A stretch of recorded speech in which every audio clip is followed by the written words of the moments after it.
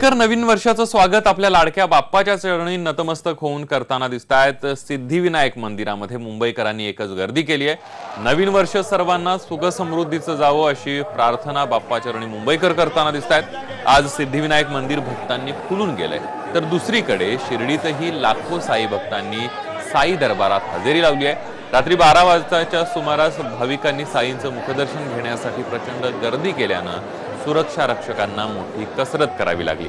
नवीन वर्ष साईंच्या सानिध्यात घालवताना भजन कीर्तनात साई भक्त तल्लीन होताना दिसले। बालगोपाल, वृद्ध आणि तरुण अशा सगळ्याच वयोगटातल्या भाविकांची मांदियाळी साई दर्शनासाठी दिसून आली।